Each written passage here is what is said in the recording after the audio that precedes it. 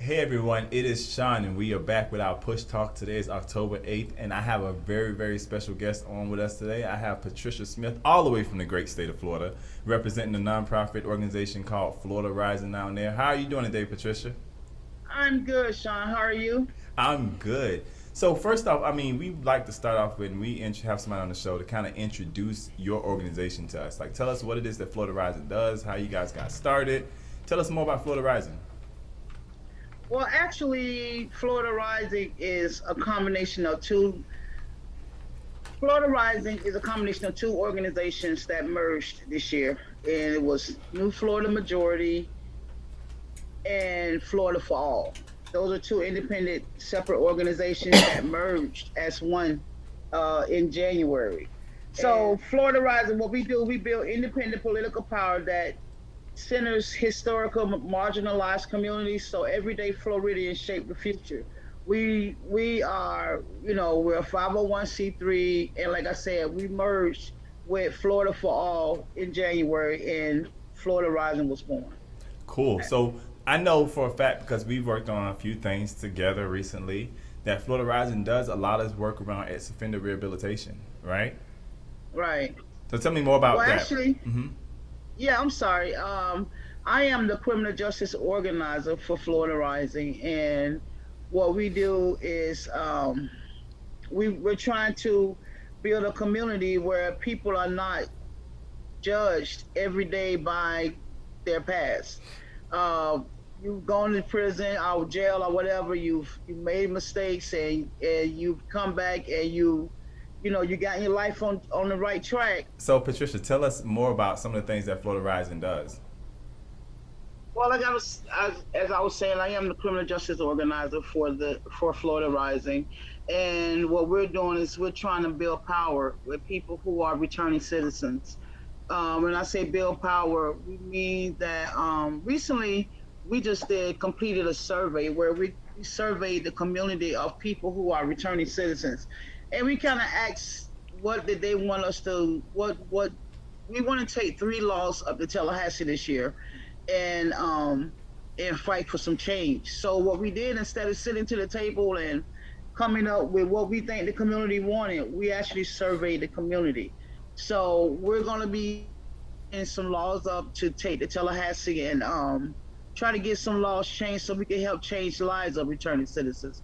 Because in Florida, they're really hard on returning citizens. A lot of times you can't get employed. A lot of people also had concerns about housing, who had backgrounds that I had one young lady call me the other day. She's been out of prison for over 20 years. She's a productive member of society, and she could not, they would not allow her Section 8. And she was like, but Patricia, it's been over 25 years. And I'm like, these are things that we're fighting for. I'm a returning citizen myself. It's been 33 years since I've even been arrested. And there are still times that I have to fight to say, hey, I'm worthy. You know what I mean? So this is a problem that we're having across. So many people are affected by this, especially Black and brown people.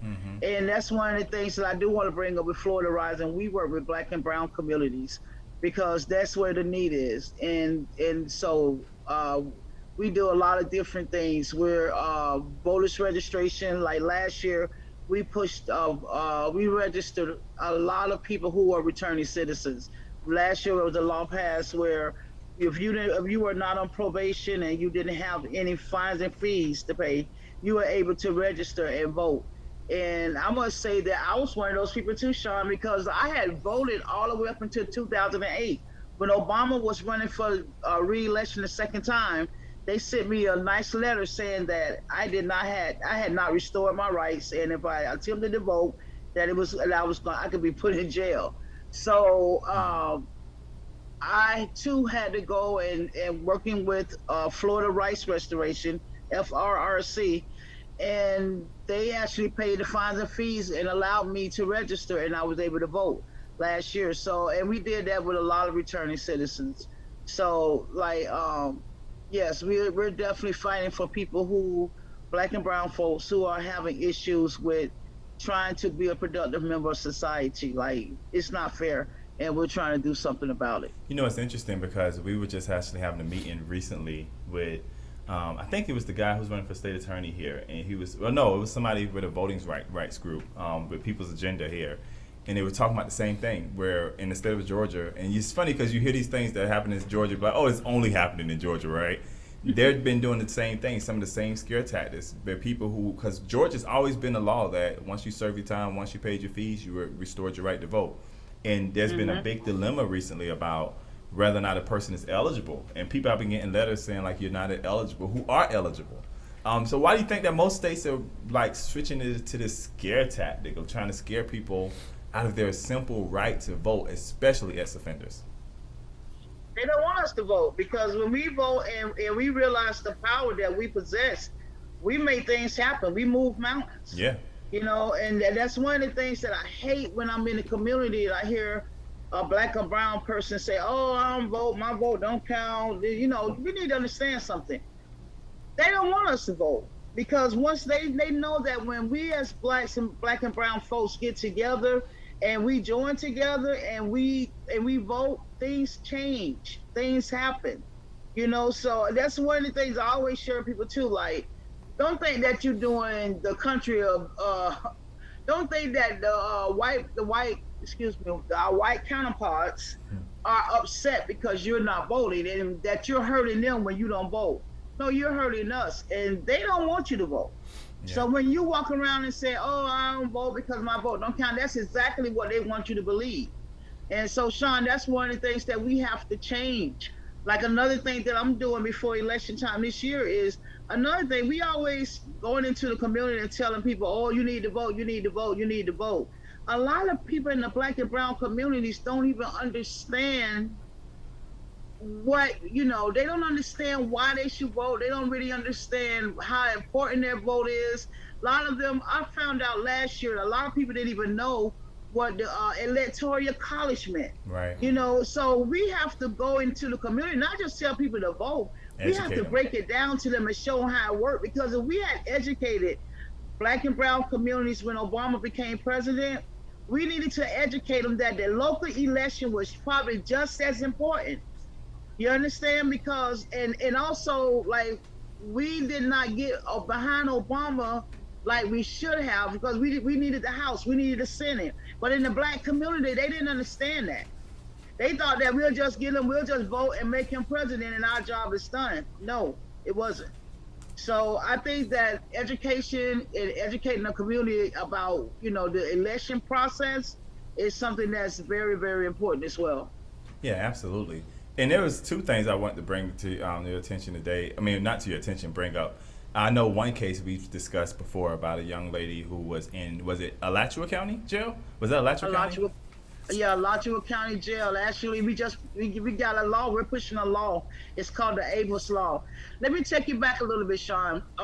In Broward County last year, we had a young lady. Her name was Tammy Jackson, and she had some mental health issues when they knew that when she came in there. But anyway, she was pregnant. She was in her last trimester of pregnancy, and they put her in solitary confinement. The young lady banging on the door, crying out, asking for help, told them that she was in pain. I'm gonna say this: by the time they actually opened the door to check on the young lady, she had the baby on the floor. We passed a law last year called the Tammy Jackson Act. And that law stated that no woman was supposed to be in solitary confinement in her fourth trimester period. If she has to be, especially if it is a nonviolent crime, if you're gonna lock them up, at least put them into medical where they can be attended to. Right. So we passed that law last year. Then we had another case in Broward County. You know, Chef Tony said that, you know, all the officers that was a part of that who did not tend to this young lady, he said that he fired them. However, about 6 months or so later, we had another case in Broward County where the young lady was put in solitary confinement and she had her baby on the floor alone again. in Alachua County, we had another young lady who she was in labor when she got arrested, and she told them that she felt like she was in labor. They did not listen to her. She was put in a cell alone. She had the baby, and this time the baby died because the baby did not get medical attention. So one of the things that we're going to be doing, Sean, in our community, we're going to be organizing a group of people and returning citizens who we're going to be challenging this law and lawmakers, because this can't continue to happen. Women in the jail system, I mean, we have to fight for women to even get the basic needs, sanitary napkins, all of this stuff. Like women, they're definitely just overlooking women, and we're getting ready to take on that fight. But like I said, the young lady in Alachua County, her baby died. So we're trying to pass a law. It's the AVA law. But again, like I said, we passed this law last year, and this stuff is still happening. So we're going to take it to the next level. And then, so another thing that we also recently talk about a lot is the disproportionate way people who are African American are sentenced in this system. So one of the things that I think we both agree on is that if a person does something wrong, they need to pay for the wrong in which they've done. But we can agree that it needs to be fair. I think across the board, it needs to be fair. So a person, and I know the case that we were going to go into because I looked it up, and there was people who were charged with some of the same crimes this person was charged with, first-time offense, who were not of the same race, got 5, 7, 10 years. How long was his sentence? Slap on the wrist. A lot of them, did they even get sentenced? Right, they got probation time on most of that. Exactly. And this young man, I mean, a great student, you know, I mean, he's out of Miami. I mean, he works hard. He gets a scholarship. He goes off to college. He goes to a frat party, and, you know, they're having fun. I think a young lady was there, and he ended up hooking up with the young lady, who later on found out that shouldn't have even been there. You know, that she supposed to be older than what she was. She was 17. However, this is this guy's first offense, and they gave him 20 years. Wow. 20 years. So he's going to be going back up for appeal, and what we're trying to do is trying to get as many people as we can to stand behind this young black man, because I feel like Sean, like you said, we looked it up, and there are the same kind of type of crime, and with our counterparts, white counterparts, that they were given a slap on the wrist, don't do it no more, and you know, even and people didn't talk about it anymore. This young man, you know, 20 years, and this is not the only case, Sean. We can go on and on and on. And I know the state of Florida, where people, black and brown folks, got harsher sentences based on the color of their skin. Yeah. You know, and so like that's another thing. Like we it's time to fight. It's time. It's no more. No more can we do this. You know, one of the things that when around George Floyd, when it happened, I seen people come together. I hate that COVID came about, because I think that we were in a great space. We was ready to stand up and fight for our rights and things, and then COVID came along and kind of like had to put everything on Zoom. However, you know, we have to remember that these issues still exist, and we have to do something about it. All right. Well, you said something that made me think about, you know, we were talking about speaking yesterday in regards to the system and how people of color end up being in the system far more frequently when it can, because of the what was that,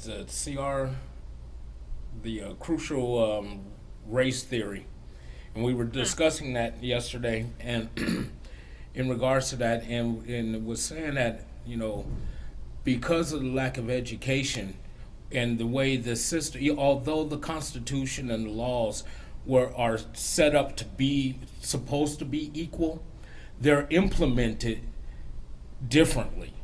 So and because of that, racism aspect of it. Yes, and because of that, it causes people to disproportionately get longer sentences when their counterparts, as you mentioned, were getting a slap on the wrist or years less. And it's just very unfortunate that we are in 2021 still dealing with these kind of issues, but the difference being that we can see it more. Right. And these are the kind of things that, because we can see it more, we know exactly what we need to be speaking on, and it's out there for the entire general public to see. Where before you only heard stories, oh, that only happened down south, it doesn't happen in California, but you just never hear about it unless it makes national news. Mm-hmm. Exactly, and that is so. And you're so true about that. And it's just hard. It touches me a lot because, like I said, I'm a returning citizen myself. But I got to be honest, like I did get a lot of people to help me along the way. But I think about the ones who did not get that help from someone. There are people out there struggling every day, living on the streets, homeless, can't find anywhere to live, can't get a job based on their background. Like, and those are the people that I choose to fight for today, Sean. I want to fight for the people who cannot fight for themselves, don't even know how to fight for themselves. Another thing is a lot of stuff that happens in the Black community. A lot of times we do programs in the community that the community don't even know about. Mm-hmm. They don't even know about it. They just see us come pop up. And the Black community is tired of being pimped. Let me just be honest. Because they know you coming through. Yeah, you're going to feed me free today. Yeah, but you're going to make sure that I sign this dotted line. Because really, you guys are out there to get numbers so y'all can say that you're doing something in the Black community and you're trying to help the issues. The community is tired of that. You understand? So, like, one of the things when I go into a community, Sean, I make sure that, like, I become a part of the community. I don't go one time. I don't go once a year. I continue to go so they know who I am and what I'm doing. Like Sean, I'm sitting here, and I hope it's okay to share this. Like, I'm, like, so touched emotionally and spiritually right now because one of the things that I truly believe is that it starts at home type of thing. A lot of times we have all this information and we don't share it with each other. We can live in the same house and not even take the time out to say, hey, look, this and this is going on. I think you will be good at this, or, it starts at home. And today I'm actually sitting on a podcast that my youngest son, my baby son, asked me to be a part of because he's doing exactly like the same work that I'm doing. And I'm touched by that, Sean. That's the type of stuff that we're going to have to do in the Black community. Like, we got to go back to, like, it doesn't take one person to raise a child, it takes the whole village. We have to get back in that village mind frame. You know what I mean? So, like, I sit here today and let me say, like, I had to go through what I had to go through. I chose that path. I had a mother who, if it was up to her, I wouldn't be a returning citizen. If I had followed the path that she had set for me. You know what I mean? But I went to the left, but today I don't regret it. You understand? I do, yes I do. Sometimes I regret it. I regret it when I still have to fight to be treated equally as someone who may not have committed a crime or whatever. Because a lot of times I find out that people who are not returning citizens, Sean, a lot of times they maybe done did the same exact thing. I just got caught and they didn't. Mm-hmm. You know what I mean? So, but I'm just, this right here, it's making me think, like, and this is one of the things that I push a lot, is like we have to, like, educate each other in our house, then go outside of our house, our neighbors. You know what I'm saying? And Sean, the work that you guys are doing, I'm so proud of you. I am so proud of you because it's so refreshing to see a young man that's interested in this work. at 35, you know, 30. Like and this is what we need because I'm older now, Sean. I done got a little older now, you know what I mean? And we have to pass the torch. And when I look at you, I look at you as the future. And then one day it's going to come that you're going to have to pass the torch.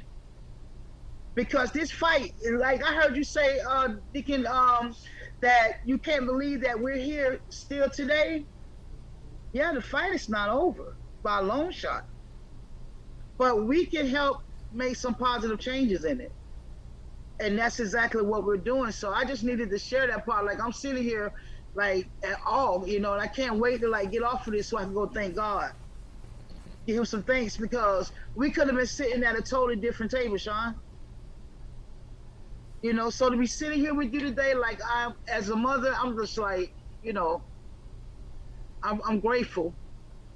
I'm grateful. I know I'm not sure I'm supposed to share all of that, but one thing that I do believe in, like I gotta, anytime I do something like this, I always pray first and ask God to let whatever He wants to come out, and that's another thing that I think that in the Black community that we are very much tied to our spiritual roots, and it's just a lot of work to be done, man. It's just a lot of work to be done. I'm actually getting ready to work on a Black Women's March. I was in Tallahassee, was last week or the week before last. When Texas passed this abortion law, now they're trying to copycat it in Florida, and we're not going for it. But one of the things that one of the young ladies who spoke in Tallahassee said, she said, this abortion law, honestly, it doesn't really, it doesn't affect Black women the way it affects white women, because really the people who making the law, they don't care whether we get an abortion or not.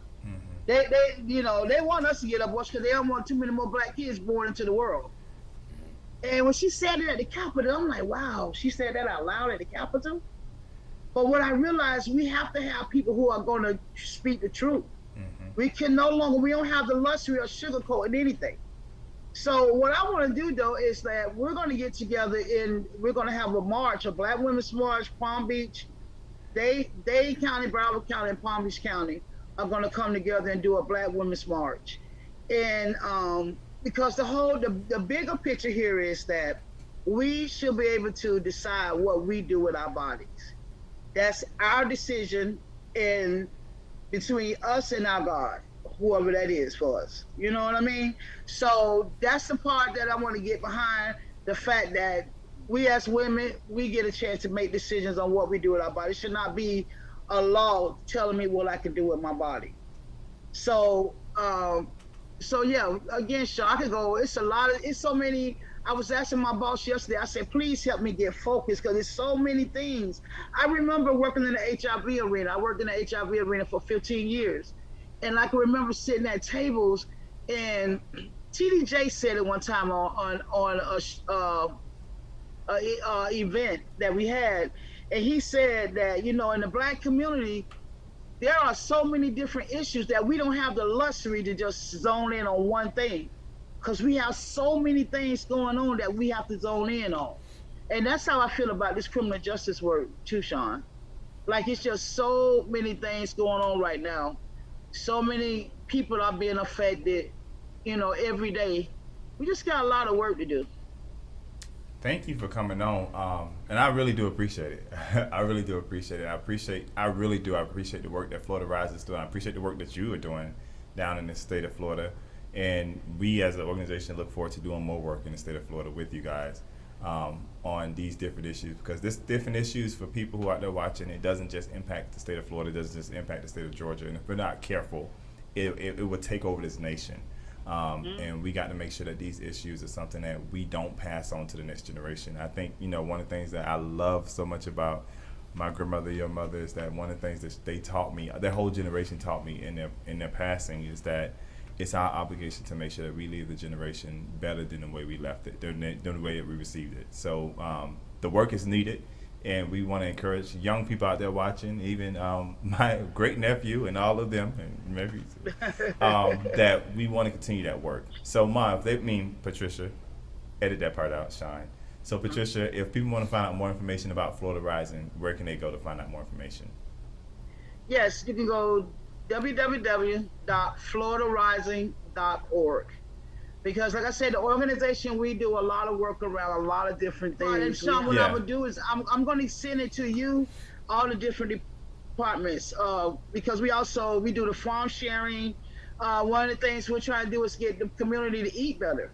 So we're actually very big into community gardens. We've started like 5 or 6 community gardens throughout Dade and Broward and Palm Beach County. So, and we're going to be starting a whole lot more, because one of the things for us to feel better, we need to eat better. That's crazy that you said that. We just had a person running for agriculture commissioner on yesterday, and he literally was just talking about the same thing about those communities that only have like a Dollar Tree in the whole community. They don't have a grocery store, but how do we get good food into those communities? So that's interesting. But you heard it here. If you want to learn more about Florida Rising and the things they have going on, you can go to www.floridarising.org. Thank you for your time, and we appreciate you being on today. Yes, thank you. And anything around criminal justice, and you want to get involved, and you don't have to live in the state of Florida to get involved, because a lot of stuff right now is through Zoom, and also, when we go to Tallahassee, Florida Rising is made up of a big membership. A lot of our work is done through our members. So if you can become a member, or you can just want to get involved in the work, you can also reach out to me, and my personal email is patricia@floridarising.org. So feel free to reach out to me. And Sean, if there's anything that I can ever do for you guys in Georgia, because you guys got some great work going on down there as well. Like, I was in between. I was thinking about leaving Florida and possibly coming to Georgia or Tennessee, but God touched my heart that it's too much work in Florida to be done yet, and he's not done using me yet. So, I decided to stay. I'm probably going to be moving to the Jacksonville area, but I'm going to stay in Florida for now. But you guys are doing some great work in Georgia as well, Sean. Like, for real, you guys keep a Black Push. I mean, I talk about you guys everywhere I go. I talk about Black Push. So I am so proud of you guys. Keep doing what you're doing there. Thank you so much. So don't forget, you guys, check out the website, floridarising.org, or you can email her at patricia@floridarising.org.